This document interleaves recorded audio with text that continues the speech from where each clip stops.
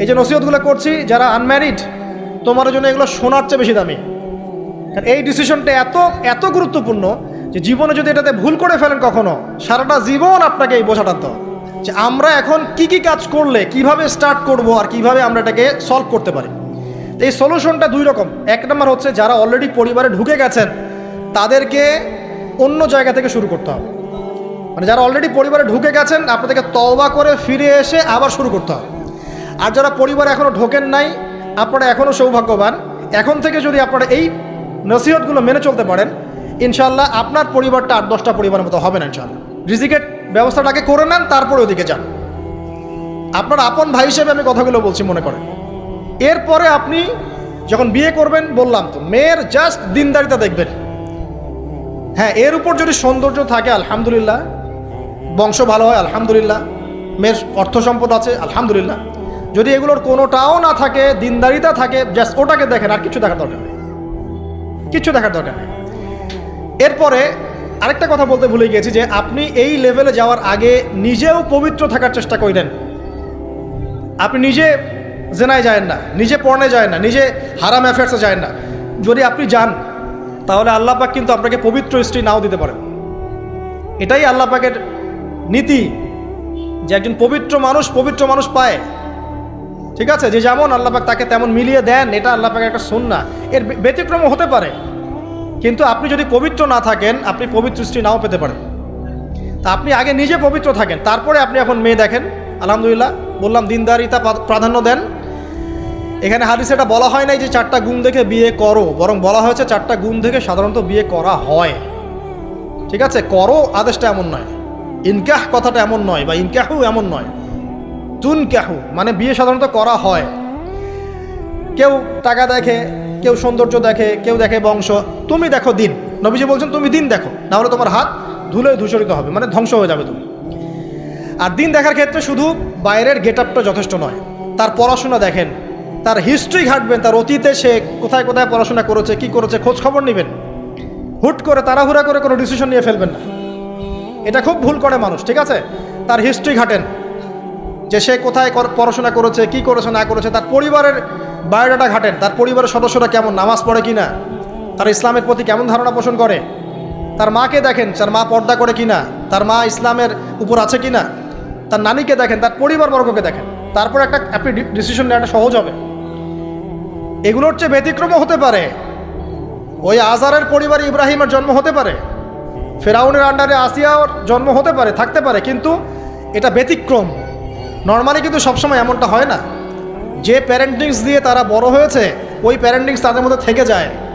এই কারণে মেয়ের ব্যাপারে খুব সেন্সিটিভ থাকবেন। আগে পুরো বিষয়গুলো ঘেটে নিয়ে তারপরে আপনি কোনো জায়গায় পা দেন।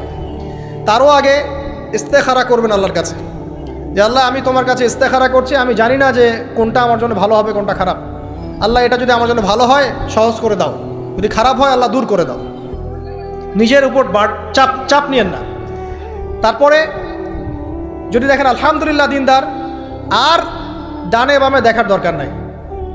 যদি আপনি আপনার মনের মতো দিনদার পবিত্র একজন মেয়ে পেয়ে যান, আর যদি সে সুন্দরীও হয় মাশাআল্লাহ, আর ভালো বংশের হয়, তাহলে সারাটা জীবন তাকে নিয়ে কাটিয়ে দেন, সারাটা জীবন তাকে নিয়ে কাটিয়ে দেন, আপনি হ্যাপি হবেন ইনশাআল্লাহ। ডানে বামে দেখার আর দরকার নাই।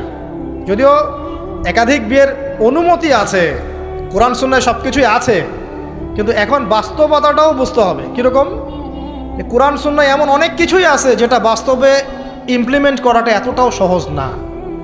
যখন যারা করতে যায় তাদেরকে অনেক অনেক হ্যাসেল পোহাতে হয়, কারণ সমাজটা যেহেতু এমন না। কোরআন সুন্নাহয় আছে যদিও, কিন্তু সমাজটা এমন না। তখন ওই ব্যক্তি কোরআন সুন্নাহ মানতে গেলে দেখা যায় সমাজ থেকে ব্যাপক হ্যারাসমেন্টের শিকার হয়। যদিও এটা তার দোষ না, এটা আল্লাহ পাক তাকে হয় পরীক্ষা করছেন, অথবা এই ওসিলা তার গুনাহ মাফ করবেন। কিন্তু নর্মালি যেটা চলছে, এখানে আপনি আপনার বেস্টটা নেন, যেটা অপশনাল সেদিকে যাওয়ার দরকার নেই। এটা আমার নসিহত। কারণ সবার ওই শক্তি সামর্থ্য থাকে না সব কিছু সুন্দর মতো টাইটলি হ্যান্ডেল করতে পারবে। আর বলা যত সহজ, করার ব্যাপারটা এতটাও সহজ নয়। সো আর এই তো জেনারেশনের মেয়ের তো দেখছেনই, পান থেকে চুন খসলেই দেখবেন যে বিশাল তুলকালাম হয়ে যাচ্ছে আর কি। তো যদি আপনাকে আল্লাহ পাক আপনার পবিত্রতার কারণে, আপনার ঈমান আমলের কারণে খুশি হয়ে এমন একজন দিনদার, নেককার, পুণ্যবতী সুন্দরী সুশ্রী স্ত্রী দিয়ে দেন, আর ডানে বামে কখনো দেখবেন না, একদম তাকে নিয়ে পুরো লাইফটা কাটিয়ে দেবেন। ঠিক আছে? এরপরে দোয়া করবেন আল্লাহর কাছে, আল্লাহ এটার মধ্যে কল্যাণ বরকত দান করো। বিবাহের ক্ষেত্রে আপনি মোহরটাকে কম করবেন। আপনি মোহর মানে মেয়েদেরকে বলছি, মেয়ের বাবাদেরকে বলছি, সামর্থ্য অনুযায়ী করবেন, ছেলের সামর্থ্য অনুযায়ী করবেন, তার উপরে বোঝা চাপিয়ে দিবেন না। কিয়ামতের আলামতের হাদিসে আমি এটাও পড়েছি, শেষ জামানায় মোহর অনেক বেশি করা হবে, দেওয়া হবে কম। হয় না এমন? আর বাকি আছে আলামতের কিছু? তো ওই চিটারির মধ্যে নাই। আপনি বলছেন 1 লাখ, 1 লাখ আমি দিব নগদ, ব্যাস নগদ। বলছেন 5 লাখ দেওয়ার সামর্থ্য আছে আমার, 5 লাখ দিব, যে নগদ শেষ, পরে মাফ নিয়ে নিব, এইসব বার্গেনিংয়ে আপনি নাই। আর এখনকার বিবাহগুলো দেখলে মনে হয় যে মেয়ের বাবা ছেলেকে বিক্রি করছে, আর ছেলের বাবা মেয়ে কিনছে। সবচেয়ে বেশি মোহর দেখা যায় যে চিটাগাং এরিয়ার দিকে আর কি। এবং আপনি জানেন কি না, সবচেয়ে বেশি বিবাহ বিচ্ছেদ ওই জায়গায় বেশি।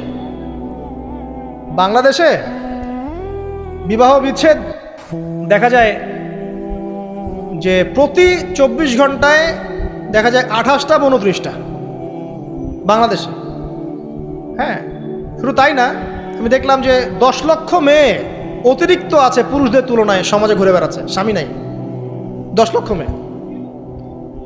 এবং এই ডিভোর্স দেওয়ার ক্ষেত্রে দেখা গেছে যে মেয়েদের প্রবণতা বেশি। 70% মেয়ে ডিভোর্স দিয়েছে, ছেলে দেয় নাই, 30% ছেলে। তাহলে মেয়েদের সাইকোলজি চিন্তা করেন। ও মনে করছে আমি তো এখন শিক্ষিত হয়ে গেছি, তোমাকে আমার দরকার নাই, আমি চাকরি করে খাবো। খুব বেশি শিক্ষিত দরকার নাই আপনার, দিনই শিক্ষা আছে কিনা ওটা দেখবেন। ফ্যামিলিস্ট মেয়েদেরকে নেওয়ার দরকার নাই, আপনি নেবেন ইসলামিক অনুশাসনে চলে এমন মেয়ে। এরপর যখন পরিবার স্টার্ট হবে, আল্লাহর কাছে বরকত চাবেন, বিয়েটা সহজ করে নেবেন। যে বিয়েতে খরচ যত কম, সে বিয়েতে আল্লাহর বরকত তত বেশি। হাদিস। অলিমা হবে, মাশাআল্লাহ, আপনার বিবাহিত জীবন মোবারক হোক, দোয়া করি। এরপরে দেখবেন উভয়ের মাঝখানে আল্লাহ পাক আপনাদের মাঝখানে ভালোবাসা ঢালবেন ইনশাআল্লাহ। সূরা রুমের মধ্যে আল্লাহ পাক বলেছেন, ওয়াজআলা বাইনাকুম মাওয়াদ্দাতা ওয়া রাহমা, আমি আল্লাহ স্বামী স্ত্রীর মাঝখানে ভালোবাসার ভ্রাতৃত্ব ঢেলে দিয়েছি। এটা আল্লাহ পাকের একটা আয়াত, নিদর্শন। এই ঢেলে দেওয়া মানে কিন্তু আবার সেই ঢেলে দেওয়া নয়। কথা কি বুঝতে পারছেন? আচ্ছা, তারপরে আসেন, এবার আপনি পরিবার গঠন করেছেন। এখানে আমি কয়েকটা কথা বলি যে উভয়ের মাঝখানে খুব চূড়ান্ত লেভেলের ভালোবাসা, এটাই যথেষ্ট নয় পরিবার সুখী হওয়ার জন্য। পরিবারের মধ্যে এখন থাকতে হবে সলাত। কি থাকতে হবে ভাই? সলাত। পরিবারে থাকতে হবে কোরআন, পরিবারে থাকবে সুন্নাহ, পরিবারে থাকবে ইসলামী অনুশাসন, পরিবারে থাকবে খাস পর্দা। আপনার বউকে মানুষ দেখেই নাই, এরকম পর্দা। আর কাপড় খোলা তো অনেক দূরের কথা। আমার এমন স্ত্রী আপনার স্ত্রীকে দেখেই নেই মানুষ, বাধ্য না হলে সে বাইরেই আসবে না। বাধ্য হয়েছে, আসছে, মাহারাম আছে, মাহারাম সাথে আছে, এখন বাইরে আসছে। আপনার স্ত্রী ওই মানুষের বাসায় গিয়ে রাত কাটাবে না, এমনকি মানুষের বাসার টয়লেটে গিয়েও যেন সে কাপড় না চেঞ্জ করে। কারো বাসায় গিয়ে স্ত্রীকে রেখে দিয়ে আসবেন না, যে অপরিচিত কারো বাসায় স্ত্রীকে রেখে আপনি কোনো কাজে গেছেন, যাবেন না, এটা করবেন। আপনার কাছে মনে করেন একটা কোহিনূর হীরা আছে, মনে করেন যেটার মূল্য ধরেন যে লক্ষ কোটি ডলার, এটা আপনি কি যত্রতত্র ইউজ করবেন, নাকি আপনি খুব যত্ন করে আপনার ভিতরে আগলে রাখবেন? কোনটা? ইসলাম এভাবে নারীকে সম্মানিত করেছে যে তারা আমাদের কাছে এত বেশি প্রেশিয়াস যে আমরা এভাবে যত্ন করে ওদেরকে ঢেকে রাখি। কথা কি বুঝতে পারছেন? আর তোমাদের কাছে মেয়েদের দাম নাই, তোমরা ল্যাংটা হয়ে ঘোরো, তোমাদের কে বাধা দিয়েছে? ঘুরছেও তো তাই। আর নগ্নতা বলতে আপনি কি মনে করছেন? খালি কি বিকিনি সংস্কৃতি নগ্নতা? নিসাউন কাসিয়াতুন আরিয়াও তো নগ্নতা, যে নারী পোশাক পরেও নগ্ন হয়ে আছে, এটাও তো নগ্নতা। আর নবীজি বলেছেন যে আরবদের ধ্বংস, লা ইলাহা ইল্লাল্লাহ, আল্লাহ ছাড়া কোনো ইলাহ নাই। কি ভয়ঙ্কর আযাব আসছে। তার স্ত্রী জায়নাব বিনতে জাহাশ তিনি বলছেন, ইয়া রাসূলুল্লাহ আনুহলিক ওয়া ফিনা সলিহিন, আমাদের মধ্যে সলেহ সৎ মানুষ থাকা সত্ত্বেও কি আমরা ধ্বংস হয়ে যাব? নবীজি বলছেন, নাম, হ্যাঁ। ইযা কাসরাতুল খাবাস, যখন অশ্লীলতা, বেহায়াপনা, নগ্নতা ছড়িয়ে পড়বে, তখন ভালো মন্দ সব ধুয়ে ধ্বংস হয়ে যাবে। এই কারণে নিজে খুব ভালো আছি, ওরা খারাপ, ওদেরকে কিছু বলার দরকার নাই বলে ভালো হয়ে থাকার সুযোগ নাই। ওগুলো যত ছড়াবে, ভালো আলেম জালেম সব ধ্বংস হয়ে যাবে। আল্লাহ বোঝার তৌফিক দান করুন। এবার আপনি আপনার স্ত্রীর সাথে এভাবে হৃদ্যতা মহব্বতের সম্পর্ক রাখবেন আল্লাহর জন্যে। পরিবারের সবার পিছনে আপনি খরচ করবেন, তাদের হক দিবেন। কার জন্যে? পরিবার বর্গের কারো কাছে কিছু পাওয়ার আশায় না। এই ফিলোসফিটা বোঝেন। পরিবারের কারো কাছে থ্যাঙ্কস পাওয়ার আশায়ও না। আপনি আল্লাহর সন্তুষ্টির জন্য ওদের পিছনে খরচ করবেন, ওদেরকে ভালোবাসবেন, ওদের হক আদায় করবেন। কার জন্যে? আল্লাহর জন্য, এবং এর জন্য আপনি নেকি পাবেন ইনশাআল্লাহ। আর যদি আপনি তাদের কাছে কিছু আশা করতে যান, মনে মনে বেশি এক্সপেকটেশন রাখেন, তখন আপনি কি হবেন জানেন? আপনি পদে পদে কষ্ট পাবেন, পদে পদে কষ্ট পাবেন। দেখে নিয়েন, শুধু আল্লাহর হয়ে যান, মানে আল্লাহই আপনার আপন, আল্লাহ ছাড়া আপনি কাউরে চেনেন না। আল্লাহ পাক বলেছেন এগুলো করতে, আমি করি। আল্লাহ পাক ভালোবাসা দিয়েছেন সন্তানের প্রতি, স্ত্রীর প্রতি, বাসি। কিন্তু এটা এত অধিক মাত্রায় নয় যে তার কারণে আল্লাহকে ছেড়ে দিব। বা স্ত্রী সন্তান যদি আল্লাহর পথে চলার ক্ষেত্রে বাধা দেয়, আল্লাহকে ছাড়তে পারবো না, প্রয়োজন ওদেরকে ছাড়তে পারবো, এরকম থাকবে বিষয়টা। ঠিক আছে? আরেকটা কথা বলি, শুধু ভালোবাসাই আদর্শ দাম্পত্যের জন্য যথেষ্ট নয়। এখানে প্রয়োজন হচ্ছে একে অপরের প্রতি সম্মানবোধ থাকতে হবে, একে অপরের প্রতি বিশ্বাস থাকতে হবে। বিশ্বাস না থাকলে ওই পরিবারে শান্তি থাকে না। আপনি অনেক বড় আলেম, কিন্তু যদি আপনার স্ত্রী আপনাকে বিশ্বাস না করে, আপনি শান্তি পাবেন না। আপনি জানছেন আপনি ইনোসেন্ট, আপনি অনেস্ট, কিন্তু আপনার পরিবারের সদস্য, আপনার স্ত্রী আপনাকে বিশ্বাস করছে না, তখন আপনি পরিবারে সুখ পাবেন না। বিশ্বাস খুব ইম্পর্টেন্ট। আমি তো বলি যে ভালোবাসার চেয়ে বিশ্বাস বেশি ইম্পর্টেন্ট। কারণ আগে ইমান না আগে আমল? কোনটা আগে? ইমান মানে কি? বিশ্বাস না? আগে বিশ্বাস, তারপরে না আমল? ভালোবাসা একটা আমল, আর বিশ্বাসটা কি? ইমান। আমার প্রতি যদি আপনার ইমান না থাকে, তাহলে আপনি আমাকে ভালোবাসবেন কিভাবে? বিশ্বাস থাকতে হবে, স্বামীর প্রতি স্ত্রী, স্ত্রী প্রতি স্বামী। এবং এখানে পুরুষদেরকে সহনশীল হতে হবে, কারণ আপনার স্ত্রী সারা জীবনে আপনাকে প্রচুর পেইন দিতে পারে, এবং এটা মেয়েদের ফিতরত। এখানে সবরের জাজল্যমান দৃষ্টান্ত স্থাপন করতে হবে, নসিহত করতে থাকতে হবে ততদিন পর্যন্ত যখন আপনি দেখছেন যে হ্যাঁ এগুলোতে কাজ হচ্ছে। যদি করতে করতে করতে করতে কাজ না হয়, দেখা যায় এই ফিতনায় জর্জরিত থেকে আপনার দিনের পথে চলাটা ব্যাহত হচ্ছে, তখন আপনার উচিত হবে আসহাবুল কাহাফের মতো চিন্তা করা। ইশারা দিলাম, যথেষ্ট। পরিবারে পর্দা থাকবে, সন্তান হবে, এখন আলহামদুলিল্লাহ সন্তানদেরকে প্রতিপালন করবেন ওই যে মা হাজেরা তার মতো, ওই যে আপনার কি বলবো, রাসূলুল্লাহ সাল্লাল্লাহু আলাইহি ওয়াসাল্লামের সাহাবায়ে কেরাম তাদের মতো করে। এমনকি আমাদের নবীজিকে তার চাচা, তার দাদারা যেভাবে লালন পালন করেছেন ভালোবাসা দিয়ে, হৃদ্যতা দিয়ে, এভাবে সন্তানকে ভালোবাসবেন, সন্তানের কথাগুলো শুনবেন, বাচ্চাদেরকে মূল্যায়ন করবেন, বাচ্চারা কি খাবার খাচ্ছে খুব ভালো করে খেয়াল রাখবেন। বাচ্চা নেওয়ার সময় বা বাচ্চা নেওয়ার চেষ্টা করার সময় দোয়া পড়বেন, এবং সবসময় সেজদায় নামাজে দোয়া করবেন পরিবারের জন্য, বাচ্চাদের জন্য। আল্লাহ আমার পরিবারের উপর শান্তি দাও, বাচ্চাদেরকে ভালো মানুষ বানাও। রব্বানা হাব লানা মিন আজওয়াজিনা ওয়া যুররিয়াতিনা কুররাতা আয়ুন ওয়াজআলনা লিল মুত্তাকিনা ইমামা। এই দোয়া বেশি বেশি করবেন। রব্বি হাবলি মিনাস সালিহিন বেশি বেশি করবেন। আপনার একটা নেক সন্তান আগামীতে এই উম্মতের দায়িত্ব নিতে পারবে ইনশাআল্লাহ। হাজার হাজার গবাদি পশু দরকার আছে? একটা ইব্রাহিম, একটা ওমর, একটা খালিদ বিন ওয়ালিদ আপনি জন্ম দিয়ে দেখান, ওই একজনই যথেষ্ট ইনশাআল্লাহ। তা পারবেন না ইনশাআল্লাহ? সন্তানের কথা শুনতে হবে। প্যারেন্টিংস একটা বই আছে, বাজারে পাওয়া যায়, কিনে নেন। ওখানে প্যারেন্টিংসের অনেক টিপস আছে। সন্তান কি খাচ্ছে, কার সাথে মিশছে, কোন বন্ধুর সাথে খেলছে, আপনার কোন স্কুল কোন কলেজে পড়ছে, এগুলো খেয়াল রাখতে হবে। কোন ডিভাইস ইউজ করছে, বাসায় সন্তান কি পরিবেশ দেখে বড় হচ্ছে, পিতামাতার মধ্যে ভালোবাসা দেখে বড় হচ্ছে নাকি ঝগড়া দেখে দেখে বড় হচ্ছে, এটা খুব ইফেক্ট করে। সবচেয়ে বড় কথা, সন্তানকে পিছন থেকে আপনাকে বুস্ট আপ করতে হবে। আপনার সন্তানকে আল্লাহ পাক নির্দিষ্ট একটা প্রতিভা দিয়ে পাঠাবেন। হয় সে ভালো লিখতে পারবে, না হলে ভালো বলবে, না হলে ভালো খেলবে, না হলে কিছু একটা ভালো চিন্তা করবে, ভালো আর্ট করবে। ওর প্রতিভাকে ওর উপরে চাপিয়ে দিবেন না। ওর যে প্রতিভা আছে ওই প্রতিভা অনুযায়ী তাকে বেড়ে উঠতে দেন। হাতের আঙ্গুলগুলোকে জোর করে করে টেনে সোজা করার দরকার নাই, আঙ্গুল ভেঙে যেতে পারে। আঙ্গুলকে বাড়তে দেন। ওকে আল্লাহ পাক একটা রং দিয়েছে, একটা প্রতিভা দিয়েছে, ওকে বিকশিত হতে দেন। ওর গন্ধটা আমরা যেন পাই, ওর গন্ধ পরিস্ফুটিত হতে দেন। ওকে চাপ দিবেন না। এখনকার পরিবারে প্রচুর চাপ, দেখবেন যে সন্তানের পিতামাতারা চাপ দিতে দিতে সন্তান আত্মহত্যা করে ফেলছে, করছে না? রেজাল্ট খারাপ হলো, কি চাপ, কি করলি সারা জীবনে, এসএসসিতে এ প্লাস পাইতে পারলি না, বেচারা গলা লটকাইতে মরে গেল। কি হয়েছে? এসএসসিতে রেজাল্ট খারাপ হয়েছে তো কি হয়েছে? জীবনে এটাই সব কিছু? একটা না হয় দুর্ঘটনা ঘটে গেছে জীবনে, তাকে জীবন নষ্ট হয়ে গেছে নাকি? পিতামাতার চাপের কারণে, এই যে চাকরি পাইস না, সারা জীবন ধরে খাওয়াইলাম পড়াইলাম, চাকরি করতে পারিস না, আমাদেরকে দেখতে পারিস না, চাপ দিতে দিতে বেচারা এখন মাদকের দিকে। পরিবারের চাপ নিতে পারে না, ওই যে মাদকের কাছে গিয়ে শান্তি খুঁজতেছে। তারপরে যে ওই যে পতিতালয়ে গিয়ে শান্তি খুঁজতেছে, ওই গার্লফ্রেন্ডের কাছে শান্তি খুঁজতেছে। তো পরিবার থেকে চাপের এই সংস্কৃতি বন্ধ করতে হবে। পরিবারের সন্তানদেরও পিতামাতাকে চাপ দেওয়া উচিত নয়, পিতামাতার উচিত নয় সন্তানকে চাপ দেওয়া, বরং তার প্রতিভাটাকে ফাইন্ড আউট করে আপনি বিচক্ষণ বাবা হিসেবে আপনি দেখবেন যে তার প্রতিভা কোন দিকে আছে, সেদিকে আপনি তাকে নিয়ে যাবেন। আর যদি আপনি আল্লাহওয়ালা হন, দেখবেন ইনশাআল্লাহ তার প্রতিভা ইসলামের দিকেই থাকবে ইনশাআল্লাহ। ইমাম বুখারীর মায়ের কথা শোনেন নাই? তার মা সারাদিন কান্নাকাটি করে দোয়া করতো, আল্লাহ আমার ছেলেটাকে দিনের জন্য কবুল করো, আমার ছেলেটাকে দিনের জন্য কবুল করো। তার চোখের সমস্যা ছিল, তিনি চোখে ভালো করে দেখতে পারতেন না, মায়ের দোয়ার বদৌলতে আল্লাহ পাক তার চোখের সমস্যা দূর করে দিয়েছেন। এখন ইমাম বুখারী রাহিমাহুল্লাহর কিতাব সবাই পড়ছে না? একজন মায়ের তাড়না দেখেন, মা সন্তানের জন্য দোয়া করবে, আল্লাহ আমার সন্তানটাকে দিনের জন্য কবুল করো। বাবা দোয়া করবে, আল্লাহ আমার বাচ্চাটাকে দিনের জন্য কবুল করো।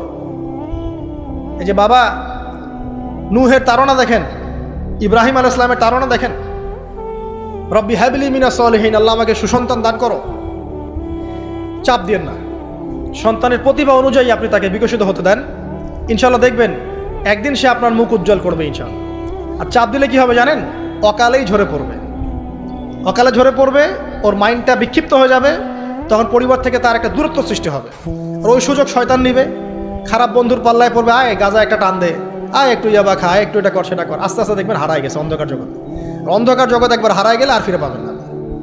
এটা কি প্র্যাকটিক্যাল কথা না ভাই? মেয়েকে চাপ দিবেন, দেখবেন যে বেঁকে বসছে। যদি ছোটবেলা থেকে মেয়েকে আপনি সুন্দর হিজাব পোশাক তরবিয়ত দিতে পারেন, এই মেয়ে বড় হয়ে ইনশাল্লাহ বে লাইনে যাবে না। কিন্তু ছোটবেলা থেকে ওকে যদি আপনি নায়িকাদের মতো মানুষ করেন, আর বড় হয়ে পস্তাবেন আমার মেয়ে কেন ছেলের হাত ধরে মারা গেল, এটা তো আপনার জন্য হয়েছে। ছোটবেলা থেকে এই সন্তানের অনুশাসনটাকে ঠিক করতে হবে। ওই যে বললাম, পিতা মাতা যদি দিনদার মুত্তাকি পরেজগার হয়, তাদেরকে দেখেই সন্তান শিখবে। আমরা যখন সেজদা করি, আমাদের ছেলেমেয়েরা পিঠে উপরে উঠে আসে না? ওরাও দেখবেন সেজদা করার ট্রাই করে না? মসজিদে নিয়ে আসেন বাচ্চাকে, দেখবেন ও দেখে দেখে দেখছে যে কি করছে এরা, কি করছে, ও তখন নিজেও একটু হাত বাঁধার চেষ্টা করে, এমন করে দাঁড়া থাকে, খেয়াল করে নাই? হাত তুলে। বাচ্চারা দেখে শিখবে, পরিবারে দেখে বাচ্চারা শিখবে যে পিতামাতা কেমন, কিভাবে কথা বলে, পিতা কেমন করে মায়ের সাথে কথা বলছে, মা কেমন করে পিতার সাথে কথা বলছে, সে ওইভাবেই কথা বলবে। যে পরিবারে ওমরের মতো পিতা আছে, ওই পরিবার কি খারাপ হতে পারবে? যে পরিবারে হাজরা আলাইহিস সালামের মতো মা আছে, ওই পরিবার খারাপ হতে পারে? তো প্যারেন্টিংটা ঠিক করতে হবে, নৈতিক আদর্শের সাথে তাদেরকে ভালো খাবার দিবেন, খাবারের ব্যাপারে সচেতন থাকবেন, কার্বোহাইড্রেট পাচ্ছে কিনা, প্রোটিন ঠিকমতো পাচ্ছে কিনা, ভিটামিন পাচ্ছে কিনা, হ্যাঁ ও পরিষ্কার পরিচ্ছন্ন থাকছে কিনা, পরিবারটা থাকবে নিট অ্যান্ড ক্লিন, চকচকা। এখানে যেন মানে আর বলে না যে পবিত্রতা ইমানের অর্ধেক, হাদিস আছে না? মানে পরিবারগুলো হবে নিট অ্যান্ড ক্লিন, ঝকঝকা, রুচিশীল। এখানে যেন নোংরা বিষয় না থাকে, নোংরা আবর্জনা, বাথরুম ঠিক নাই, এটা ঠিক নাই, এমন না, ঝকঝকা পরিবার। আপনার সামর্থ্য অনুযায়ী আপনি করবেন, কারণ পরিচ্ছন্ন না থাকলে বাচ্চা কাচ্চা অসুস্থ হবে বেশি, অসুস্থ হলে পরে আপনার পেরেশানি, ওরা খাবে না ঠিকমতো, রুচি ঠিকমতো থাকবে না, বাতটা ঠিক বাড়বে না ঠিকমতো। তো পরিচ্ছন্নতার সাথে সঠিক খাবার, সঠিক প্যারেন্টিং, ইসলামিক তরবিয়ত, এবং তার উপর চাপ প্রয়োগ না করে তাকে তার প্রতিভাটা বিকশিত হতে দেওয়া। চাপ প্রয়োগ না করার মানে এই নয় যে আপনি শাসনই করবেন না, পরিবারের উপর শাসন লাঠি থাকবে, কিন্তু ওটার যত্রতত্র প্রয়োগ করবেন না। যদি আপনি একদিন খুব বেশি পিটায় দেন, তারপর থেকে আপনার সন্তান আপনাকে ভয় পাবে না। কিন্তু আল্লাহ পাক কোরআনের জন্য বারবার একটা সাইকোলজি অ্যাপ্লাই করেছেন যে জাহান্নামের শাস্তি কিন্তু দিব, শাস্তি কিন্তু দিব, শাস্তি কিন্তু দিব। এই যে ভয়, আমরা কিন্তু ওই ভয়েই জাহান্নাম থেকে দূরে আছি। তো এটা একটা সাইকোলজি। এভাবে পরিবার এগিয়ে যাবে ইনশাআল্লাহ। সন্তান বড় হবে, আপনি মিরাস, সন্তানের মিরাস ডিস্ট্রিবিউট করবেন, যার যার হক তাকে তাকে দিবেন। তারপরে পরিবারের মধ্যে আর কয়েকটা বিষয় জাস্ট শেষ করে দেই, যে পরিবারের মধ্যে নিয়মিত কোরআনের চর্চা থাকবে। সন্তান সন্ততি তারা ইসলামিক অনুশাসন পাচ্ছে কিনা, ইসলামিক পড়াশোনা করছে কিনা খেয়াল রাখতে হবে। যদি জেনারেল লাইনেও পড়ে, তারপরেও আপনি ইসলামিক টিচার দিয়ে হলেও, মাদ্রাসায় পার্ট টাইম মাদ্রাসা দিয়ে হলেও কোরআন শেখান, হিফজ করান, ওকে এদিকে করে তোলেন, ওদিকে করে তোলেন ইনশাআল্লাহ। আমরা এমন প্রজন্ম যাচ্ছি না যারা এককেন্দ্রিক, আমরা যাচ্ছি এমন প্রজন্ম যারা কোরআন সুন্নাহকে হাতে নিয়ে ওয়ার্ল্ডকে ডিল করতে পারে, ওয়ার্ল্ডকে চ্যালেঞ্জ করতে পারে। এই চ্যালেঞ্জ করতে হলে আপনাকে সব ধরনের জ্ঞান অর্জন করতে হবে। খেয়াল রাখেন পরিবারে যেন ফ্রি মিক্সিংটা না আসে, পরিবারে যেন এই যে নারী পুরুষের অবাধ মেলামেশা না আসে। বেশিরভাগ ধর্ষণ হয়েছে বাংলাদেশে কাছের মানুষদেরকে দিয়ে, চাচার মাধ্যমে, মামার মাধ্যমে, কাজিনের মাধ্যমে, খালাতো ভাইয়ের মাধ্যমে, খালাতো ফুফাতো ভাইয়ের মাধ্যমে, কাছের মানুষদের দ্বারা বেশি রেপ হয়েছে বাংলাদেশে, জরিপ পরিসংখ্যান দেখেন। অতএব ইসলাম যে বলেছে পর্দার বিষয়, এটা এমনি এমনি বলে নাই ও কাজিন হয় ওর সামনে এত ইয়া করার কি আছে, এইসব কনসেপ্ট চলবে না। পর্দাটা একদম ম্যান্ডেটরি। পরিবারের সালাম, পর্দা, অনুশাসন, এটা ম্যান্ডেটরি বিষয়। না খেয়ে মরে যান তাও পর্দা ছাড়া যাবে না। মানে বিষয়টা এমন স্ট্রিক্টলি নিতে হবে, যদিও বা বাধ্যগত অবস্থায় আল্লাহ পাক আপনাকে ছাড় দিয়েছেন, কিন্তু আপনাকে এইভাবে শক্তভাবে ধরতে হবে। আল্লাহ পাক তৌফিক দান করুন। এর পাশাপাশি কিছু বিষয় বলবো যেগুলো মোটেই পরিবারে ঢোকানো যাবে না, এটা বলে শেষ করছি, 2 মিনিট। 1, পরিবারের শিরক ঢোকানো যাবে না। শিরক কি কি, কত প্রকার, এটার জন্য কিতাবুত তাওহীদ নামে একটা বই আছে, পড়েন, ইনশাল্লাহ পারবেন। পরিবারে বেদাতি আমল ঢোকানো যাবে না। 2, 3, পরিবারে হারাম রিজিক ঢুকানো। পরিবারে হারাম রিজিক ঢুকবে, ওই হারাম রিজিকের মানে টাকা দিয়ে আপনার রক্ত মাংস তৈরি হবে, এই রক্ত মাংস কিন্তু আল্লাহর অনুগত হবে না, ইল্লা মাশাআল্লাহ। হারাম রিজিক থেকে দূরে থাকতে হবে। পরিবারের মধ্যে ক্রন্দল যেন না থাকে, এই চেষ্টাটা আপনাকে করতে হবে। বললাম তো, এটা অ্যাভয়েড করার জন্যে আপনি আল্লাহর হয়ে যান, নসিহত করেন, হাজার নসিহত করেও যদি কাজ না হয়, আপনি নিজে আসহাবুল কাহাফ হয়ে যান, তাও ভালো। পরিবারের মধ্যে অপসংস্কৃতি যেন না ঢোকে, পরিবারের মধ্যে অশ্লীলতা যেন না ঢোকে। পরিবারে এখনকার চলমান যে ফিতনাগুলো চলছে, এই যে ডিভাইসের মাধ্যমে, গেমিংয়ের মাধ্যমে, এই যে আপনি বলেন পাবজি টাবজি, ফ্রি ফায়ার, হাবিজাবি, হ্যাঁ, ইন্টারনেট সেকশনের যে নগ্নতা, তারপরে অনলাইনে যে জুয়া ঢুকেছে, লুডু ঢুকেছে, কত কি ঢুকেছে, আমি আসলে এগুলো শুনেছি, আমি দেখিনি এগুলো কিছু, আমি যা শুনি এগুলো। তো এই যে বিষয়গুলো, সেগুলো আপনার পরিবারের নৈতিক মূল্যবোধটাকে নষ্ট করে ফেলবে। বিনোদন যদি পেতেই হয়, তাহলে বিনোদন, কায়িক বিনোদন নেন। পরিবারের সন্তানদেরকে বা আমাদের সদস্যদেরকে জিম করতে বলেন, খেলাধুলা করতে বলেন, ফুটবল খেলুক, ক্রিকেট খেলুক প্রয়োজনে। যদি গান শুনতে চান, ইসলামিক নাশিদ শোনেন, ঠিক আছে, কৌতুক চান, ইসলামিক রসিকতা করেন, ঘোরেন, প্রয়োজনে পরিবারবর্গকে নিয়ে ঘুরেন, দেশটা ঘুরে আসেন, ট্রাভেল করেন, ঘোরেন, আল্লাহর নিদর্শন দেখেন, এটাও তো এন্টারটেইনমেন্ট নাকি? পরিবারকে সময় দেন, পরিবারকে সময় দিয়ে আপনি এই যে প্রাকৃতিক বিনোদনের দিকে চলে যান, ডিভাইস কেন্দ্রিক বিনোদনের দিকে যান না। নাহলে হবে কি, মাথাটা ওই ডিভাইস কেন্দ্রিক হয়ে যাবে, অস্থির, এবং এই মাথার মধ্যে আর কোরআন সুন্নাহর সঠিক জ্ঞানটা ঢুকবে না। তো এই কাজগুলো যদি আমরা না করি, ইনশাআল্লাহ পরিবার ভালো হবে। আল্লাহ রাব্বুল আলামিন আমাদের সবাইকে আদর্শ ইসলামিক পরিবার গড়ে তোলার তৌফিক দান করুন, আমিন। আর তাদের কথা বলে শেষ করি যে যারা অলরেডি ঢুকে গেছি, এই সমস্যাগুলো ফেস করছে, এখন 1 নাম্বার কাজ ভাই, আগে তওবা করে আল্লাহর কাছে ফিরে আসতে হবে যে আল্লাহ, আমি জীবনে যা ভুল করেছি, এখন থেকে আর ইনশাআল্লাহ আমরা এই আল্লাহ দ্রোহী কোনো কাজে যাব না। এই তওবা ইস্তেগফার করে আপনার স্ত্রীকে ঠান্ডা মাথায় বোঝানোর চেষ্টা করতে হবে যে দেখো, আমরা তো এক পর্যায় পর্যন্ত চলেছি, জীবনটা তো অনেকদিন চলেই গেল, একসময় মরতে হবে। তো আমরা আল্লাহ এবং তার রাসূলের কথা শুনি, ফিরে আসি, অল্প অল্প করে শুরু করে নামাজটা পড়ো, তুমি একটু পর্দাটা করো। প্রথমে খাস পর্দা করছে না হয়তো, আপনি বলেন মাথায় কাপড়টা দাও অ্যাটলিস্ট, হ্যাঁ, বাইরে সবার সামনে যেও না, দিনকাল ভালো না, এখন মেয়েদের ইজ্জত সম্মানের ঝুঁকি হচ্ছে, এভাবে বোঝানোর চেষ্টা করেন। আস্তে আস্তে তওবা করে ফিরে আসলে পরে তখন আপনি নামাজটাকে বাড়ান, নফল আমল বাড়ান, দান সদকা বাড়ান, এবং বেশি থেকে বেশি আল্লাহর কাছে দোয়া করেন, আল্লাহ আমার পরিবারটাকে হেফাজত করুন, আল্লাহ আমার পরিবারটাকে হেফাজত করুন, বলতে থাকেন। এবং দিনই কাজে পরিবারকে ব্যস্ত রাখেন, এবং এরকম আদর্শ পরিবারগুলোর মধ্যে একটা কমিউনিটি গড়ার চেষ্টা করেন, অভ্যন্তরীণ যোগাযোগ রাখার চেষ্টা করেন। নাহলে একা একা তো চলা যাবে না। আপনি আদর্শ পরিবার গড়েছেন, পাশের বাড়ির লোকটা করে নাই, তখন সেখানে গিয়ে আপনার সন্তান শিখবে, সেখানে গিয়ে আপনার স্ত্রী শিখবে। তো দিনই পরিবারগুলোর মধ্যে একটা হৃদ্যতা, ভালোবাসা এবং নেটওয়ার্কিং তৈরি করেন। পাশাপাশি দিনই প্রতিষ্ঠান গড়ে তোলেন, প্রতিষ্ঠানের মাধ্যমে কিন্তু পরিবারের লোকজনের সাথে দেখা সাক্ষাৎ হবে, অনেকগুলো পরিবার সেখানে বাচ্চা কাচ্চা ভর্তি করা হবে, সেখানে দেখবেন একটা কমিউনিটি আপনি পাচ্ছেন।